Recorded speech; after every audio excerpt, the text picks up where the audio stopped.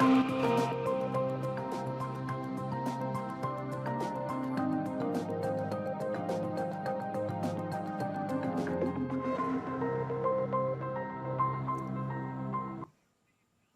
Courts this week में आपका स्वागत है और मैं हूं आपके साथ अंकिता सिंह। अगले आधे घंटे हम सुप्रीम कोर्ट, हाई कोर्ट्स और तमाम निचली अदालतों की इस हफ्ते की सबसे बड़ी खबरें आपके सामने पेश करेंगे। तो शुरू करते हैं कोर्ट्स दिस वीक।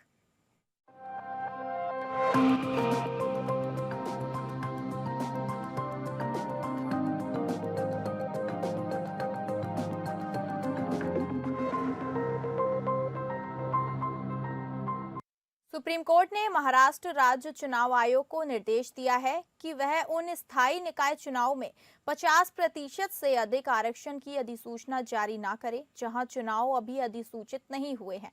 हालांकि जिन स्थायी निकाय चुनाव में 50% से अधिक आरक्षण पहले ही अधिसूचित किया जा चुका है, उनके चुनाव याचिका के अंतिम निर्णय पर निर्भर करेंगे। न्यायमूर्ति सूर्यकांत और न्यायमूर्ति जॉय माल्या बागची की पीठ महाराष्ट्र में स्थानीय निकाय चुनाव में ओबीसी आरक्षण को चुनौती देने वाली याचिका पर सुनवाई कर रही थी। राज्य चुनाव आयोग के वरिष्ठ अधिवक्ता बलवीर सिंह ने पीठ को बताया कि 246 नगर परिषद और 42 नगर पंचायतें हैं जहां चुनाव प्रक्रिया शुरू हो चुकी है और मतदान 2 दिसंबर को होना है। इनमें से 40 नगर परिषद और 17 नगर पंचायतें ऐसी हैं जहां आरक्षण 50% से अधिक है। पीठ ने आदेश दिया कि इस बीच नगर परिषद और नगर पंचायत के चुनाव अधिसूचित कार्यक्रम के अनुसार हो सकते हैं। हालांकि जिन स्थानीय निकाय चुनावों में आरक्षण 50% से अधिक है, उनके परिणाम याचिका के अंतिम निर्णय पर निर्भर करेंगे। पीठ ने राज्य चुनाव आयोग को बाकी स्थानीय निकायों के चुनाव अधिसूचित करने की अनुमति दी, लेकिन यह सुनिश्चित करने का निर्देश दिया कि इन सभी संस्थाओं में आरक्षण 50% से अधिक नहीं होगा। मामले में महाराष्ट्र सरकार ने कहा कि वह स्थानीय निकायों में आरक्षण के लिए 50% की सीमा के मुद्दे पर राज्य चुनाव आयोग से परामर्श कर रही है। मुख्य न्यायाधीश सूर्यकांत ने कहा, हमें समाज को जाति के आधार पर नहीं बांटना चाहिए। पीठ ने यह भी कहा कि 50% से अधिक आरक्षण वाले निकायों में चुनाव मुकदमे के परिणाम पर निर्भर करेंगे। अब इस मामले की सुनवाई 21 जनवरी को होगी, जब कोर्ट इस मुद्दे पर अंतिम निर्णय लेगा।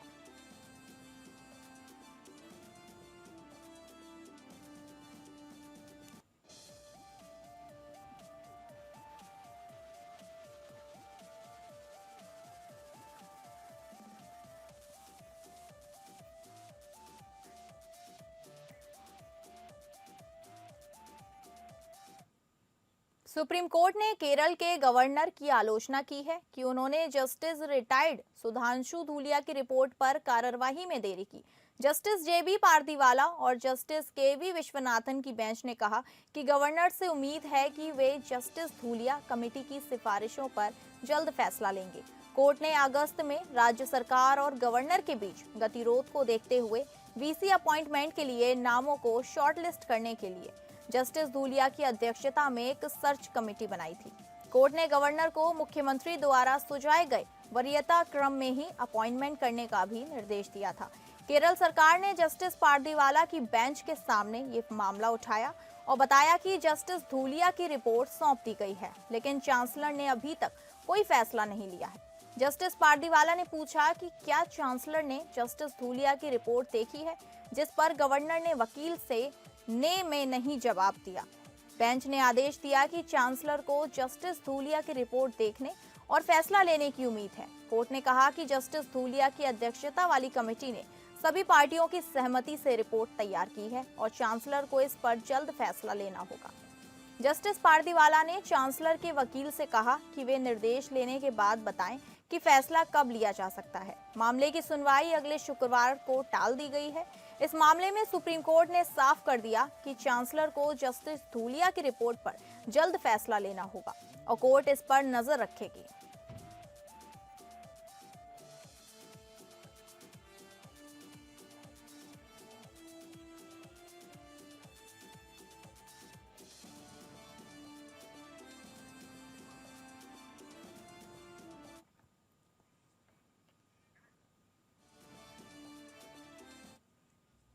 उच्चतम न्यायालय ने 5 कॉमेडियनों समय रैना, विपुल गोयल, बलराज, परमजीत सिंह घई, सोनाली ठक्कर और निशांत जगदीश तंवर को दिव्यांग व्यक्तियों के लिए फंड जुटाने के लिए कार्यक्रम आयोजित करने का निर्देश दिया है।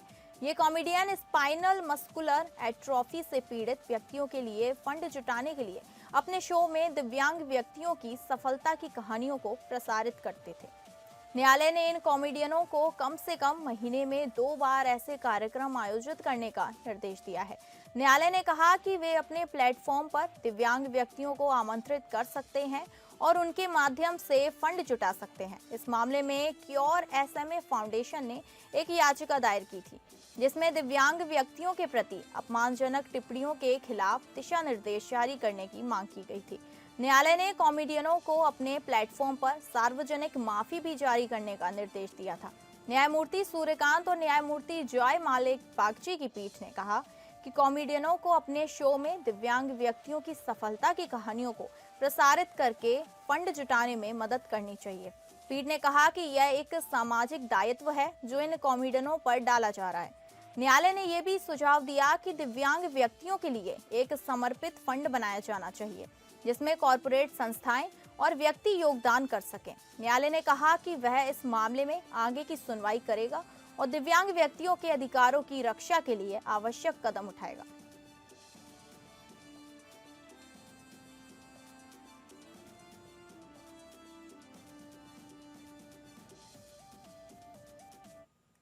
प्रधान न्यायाधीश सूर्यकांत और न्यायमूर्ति जॉय माले बागची की पीठ पॉडकास्टर रणवीर इलाहाबादिया और अन्य द्वारा दायर याचिकाओं पर सुनवाई कर रही थी, जिसमें इंडियाज गॉट लेटेंट शो में अश्लील सामग्री से संबंधित FIR को चुनौती दी गई थी। इससे पहले पीठ ने ऑनलाइन अश्लीलता के खिलाफ दिशा निर्देशों पर विचार करने के लिए मामले में दायरे का विस्तार किया था।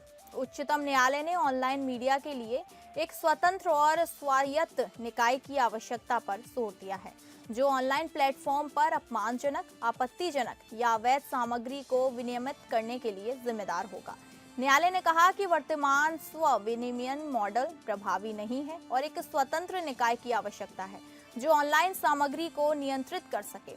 न्यायमूर्ति सूर्यकांत और न्यायमूर्ति जॉय माले बागची की पीठ ने कहा कि ऑनलाइन सामग्री को नियंत्रित करने के लिए एक तटस्थ, स्वतंत्र और स्वायत्त निकाय की आवश्यकता है।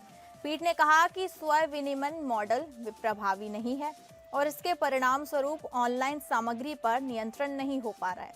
पीठ ने कहा कि ऑनलाइन सामग्री को नियंत्रित करने के लिए एक संविधित निकाय की आवश्यकता है जो ऑनलाइन प्लेटफॉर्म पर सामग्री को नियंत्रित कर सके। पीठ ने कहा कि स्व विनियम मॉडल के तहत ऑनलाइन सामग्री को नियंत्रित करने के प्रयास प्रभावी नहीं हो पा रहे हैं। न्यायालय ने कहा कि ऑनलाइन सामग्री को नियंत्रित करने के लिए एक प्रभावी तंत्र विकसित करने की आवश्यकता है जो ऑनलाइन प्लेटफॉर्म पर सामग्री को नियंत्रित कर सके। पीठ ने कहा कि ऑनलाइन सामग्री को नियंत्रित करने के लिए एक स्वतंत्र और स्वायत्त निकाय की आवश्यकता है जो ऑनलाइन प्लेटफॉर्म पर सामग्री को नियंत्रित कर सके। न्यायालय ने केंद्र सरकार को ऑनलाइन सामग्री को नियंत्रित करने के लिए दिशा निर्देश तैयार करने और उन्हें सार्वजनिक टिप्पणियों के लिए प्रकाशित करने का निर्देश दिया है। पीठ ने कहा कि एक विशेषज्ञ समिति का गठन किया जाएगा जो ऑनलाइन सामग्री को नियंत्रित करने के लिए दिशा निर्देश तैयार करेगी।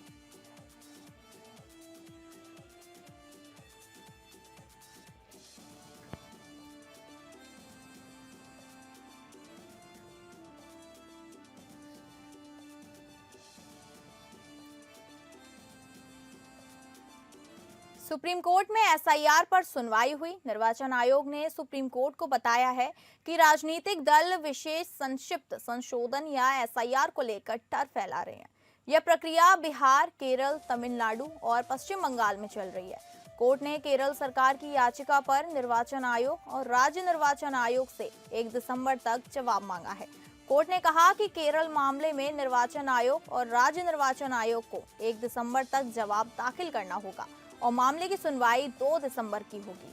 तमिलनाडु में SIR को चुनौती देने वाली याचिकाओं पर 4 दिसंबर को सुनवाई होगी, जबकि पश्चिम बंगाल में SIR को चुनौती देने वाली याचिकाओं पर 9 दिसंबर को सुनवाई होगी। केरल सरकार ने अपनी याचिका में SIR को स्थानीय निकाय चुनाव के बाद तक टालने का अनुरोध किया है उनका तर्क है कि एसआईआर और स्थानीय निकाय चुनाव के साथ होने से प्रशासनिक तनाव बढ़ेगा। सीपीआई एम, सीपीआई और आईयूएल ने भी एसआईआर की वैधता को चुनौती देते हुए याचिकाएं दायर की हैं।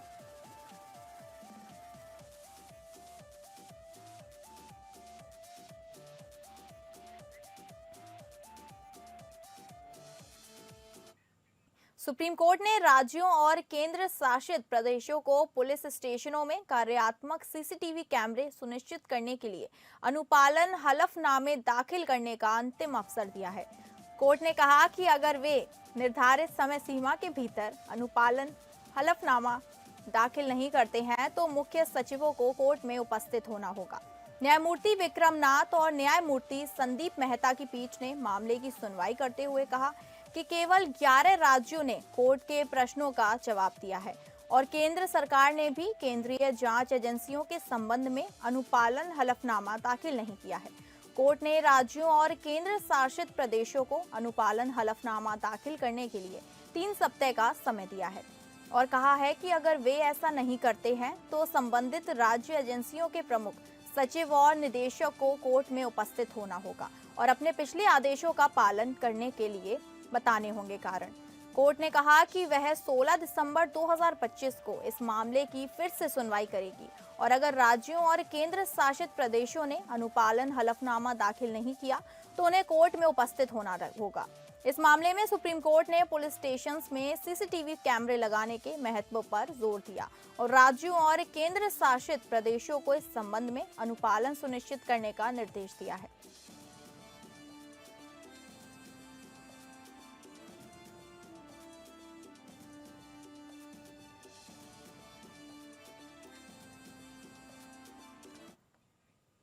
सुप्रीम कोर्ट ने एक महत्वपूर्ण फैसले में भारतीय सेना के एक ईसाई अधिकारी के खिलाफ कड़ी टिप्पणी की है, जिन्होंने अपनी यूनिट के धार्मिक अनुष्ठानों में भाग लेने से इनकार कर दिया था।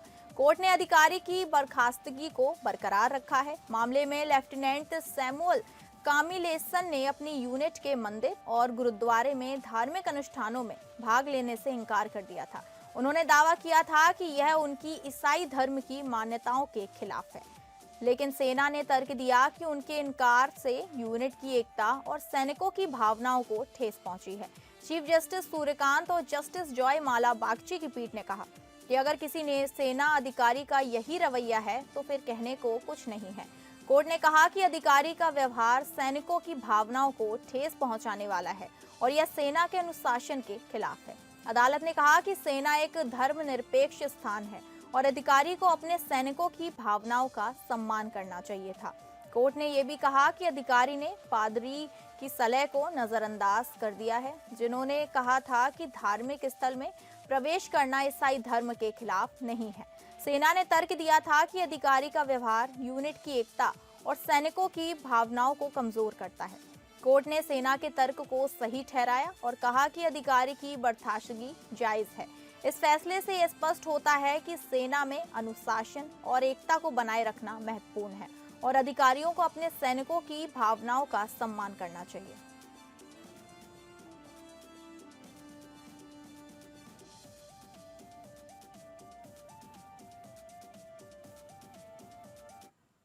सुप्रीम कोर्ट ने दिल्ली के एएन झा डियर पार्क से राजस्थान में हिरणों को स्थानांतरित करने पर रोक लगा दी है।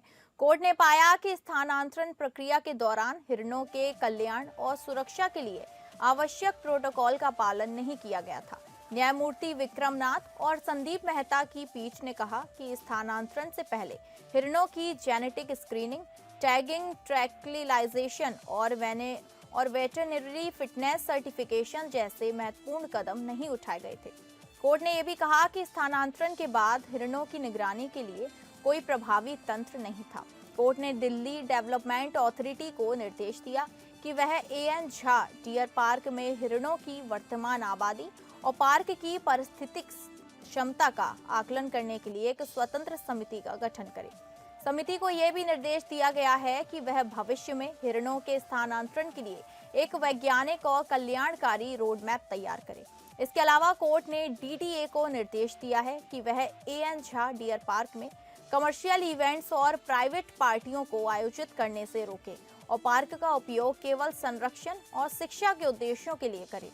कोर्ट ने कहा कि वन्यजीव प्रबंधन को प्रशासनिक सुविधा के रूप में नहीं देखा जा सकता, बल्कि यह वैज्ञानिक आकलन, पारिस्थितिक समझदारी और संवैधानिक मूल्यों के प्रति वफादारी पर आधारित होना चाहिए।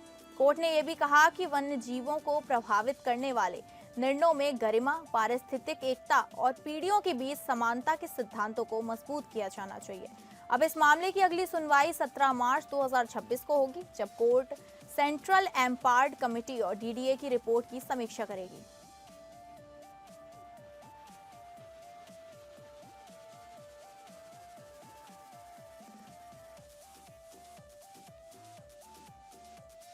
राउज एवेन्यू कोर्ट ने केंद्रीय जांच ब्यूरो से राजद नेता राबड़ी देवी की उस याचिका पर जवाब मांगा है, जिसमें उन्होंने आईआरसीटीसी घोटाला मामले को जज विशाल गोगने की अदालत से किसी और जज के पास ट्रांसफर करने की मांग की थी। प्रिंसिपल डिस्ट्रिक्ट और सेशन जज दिनेश भट्ट ने सीबीआई को नोटिस जारी कर 6 दिसंबर तक जवाब दाखिल करने को कहा है। राबड़ी देवी ने अदालत में याचिका दायर कर कहा कि जज विशाल गोगने और उनके परिवार के खिलाफ मामलों में पक्षपातपूर्वक तरीके से काम कर रहे थे।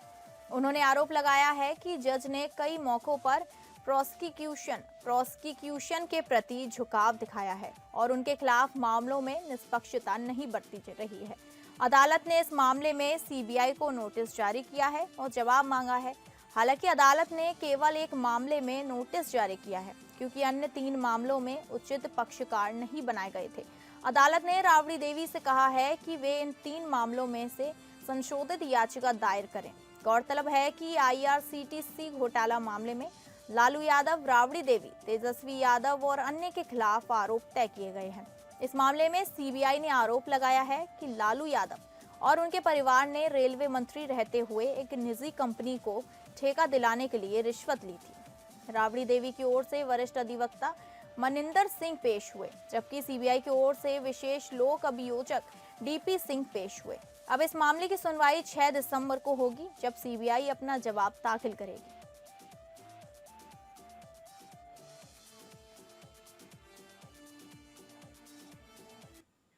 फिलहाल कोर्ट से इस वीक में बस इतना ही। नमस्कार।